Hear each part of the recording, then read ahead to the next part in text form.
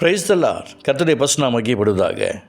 லேவியாரகமம் 6ஆம் அதிகாரம் 13வது வசனம். லெவிட்டிக்கஸ் சாப்டர் 6:13. பலிபீடத்தின் மேல் அக்கினி எப்பொழுதும் எரிந்து கொண்டிருக்க வேண்டும், அது ஒருபொழுதும் அவிந்து போகலாகாது. எனக்கு பிரியமானவர்களே, நமக்குள்ளே கொடுக்கப்பட்டிருக்கிற அபிஷேகம் என்பது சாதாரண விஷயம் கிடையாது. ஒரு விஷயம் நீங்கள் கொஞ்சம் திங்க் பண்ணி பார்த்தீங்க அப்படின்னு சொன்னால், நீ நேசிக்கிற உன் ஆசை புத்திரன், நேசகுமாரன், அந்த பாசமுள்ள பிள்ளை, அந்த செல்லக்குட்டி, அந்த பட்டு எனக்காக ஒப்பிடுவையா, பலிடுவையா, கொடுப்பையா என்று ஆண்டவர் ஆபிரகாம் பார்த்து கேட்கிறார். உடனே ரெடி பண்ணிவிட்டு அடுத்த நாள் போகிறார். அவர் தனக்கு பிடித்ததை தேவன் எதிர்பார்க்கிறார் என்பது அவருக்கு தெரியும். ஆபிரகாமுக்கு பிடித்ததை தான் தேவன் எதிர்பார்க்கிறார். பலி செலுத்துகிறார், கட்டையில் அடுக்குகிறார், இவரையும் படுக்க வைக்கிறார்.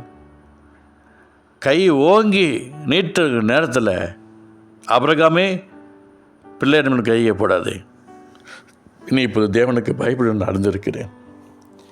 எத்தனை வயசுலைங்க, எத்தனை வயசில், ஒரு 100 வயசு கிராஸ் ஆகிடுச்சிங்க, ஒரு 110 வயசு வச்சுக்கலாமே. அந்த வயசில் அவருக்குள்ள அக்கினி பற்றி எறிகிறது, தேவனுடைய சத்தமும் சித்தமும் கேட்கிறது, தேவனுடைய திட்டத்தை செய்ய ஆயத்தமாக இருக்கிறார். எவ்வளோ பெரிய விஷயம், சே, எவ்வளோ பெரிய நல்ல விஷயம். அவ்வளோ வயசான நேரத்தில் கர்த்தருடைய சத்தம் கேட்குது, தேவனுடைய திட்டத்தை நிறைவேற்ற ஒரு பலிபீடத்தை ரெடி பண்ணிக்கிறார், கர்த்தருக்கென்று வைராக்கியமான ஒரு வாழ்க்கையை கொடுக்க அவர் ஆயத்தமாக இருக்கிறார். எங்கே இதை நம்ம செய்ய முடியல?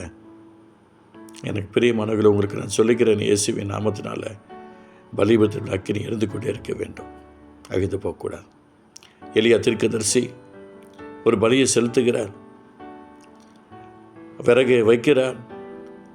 கொஞ்சம் யோசித்து பாருங்களேன், அந்த விறகை என்னை கேட்டு சொன்ன அந்த விறகில் அக்கினி ஆட்டோமேட்டிக்காக இறங்கி வந்தது. ஆனால் இந்த நாளில் நிறைய பேருடைய வாழ்க்கை அந்த ஆசீர்வாதத்தை பார்க்க முடியாமல் தடுமாறிக்கொண்டு இருக்கிறார்கள்.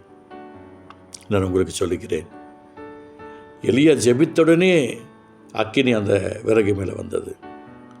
விறகு விறகு என்று சொன்னால் பச்சையான காரியங்களிலிருந்து வேறு பிரிக்கப்பட்டு விட்டது, காயப்பட்டு விட்டது, காய்ந்து போயிடுச்சு. அதில் தான் அக்கினி பற்றி எரியும்.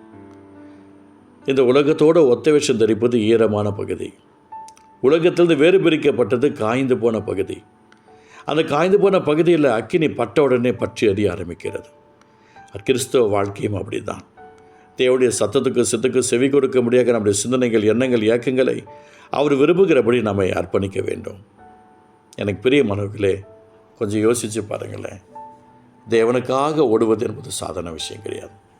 தேவனுடைய ராஜ்யத்தை மகிமைப்படுத்துவதற்கென்று நம்முடைய சிந்தனைகள், எண்ணங்கள், இயக்கங்களை அவருடைய அன்பு பிரவேசத்துக்கு ஒப்புக் கொடுப்போம். அக்கினி அவிந்து போகக்கூடாது, அது எப்பொழுது எடுத்துக்கொண்டே இருக்க வேண்டும். எங்கே போனாலும் வந்தாலும், அந்த காலத்தில் அப்படி இருந்துச்சு, இந்த காலத்தில் நம்மை நாமே ஜீவபலியாய் ஒப்புக் கொடுக்க வேண்டும். அதுதான் புத்திய உள்ள ஆராதனை.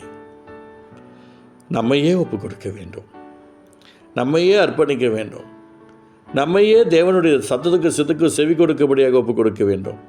அதுதான் பரிசுத்த உயிர்த்தெழுதலின் ஆசீர்வாதம். எனக்கு பிரியமானவர்களே, பலிபீடத்தின் மேல் அக்கினி எப்பொழுதும் இருந்து கொண்டிருக்க வேண்டும், அது ஒரு பொழுதும் அவிந்து போகலோகாது என்ற வார்த்தையின் பிரகாரமாய் அப்பா நீர் இரக்கம் பாராட்டி ஆசீர்வதிங்கப்பா. உங்கள் அளவற்ற கிருபையினாலும் இறக்குதல் நிரப்பி வெள்ளப்படுத்துங்கப்பான்ட்டு இயேசுவின் நாமத்தில் ஜெபிக்கிறோம். இயேசு நல்ல பிதாவே, ஆமென், ஆமென்.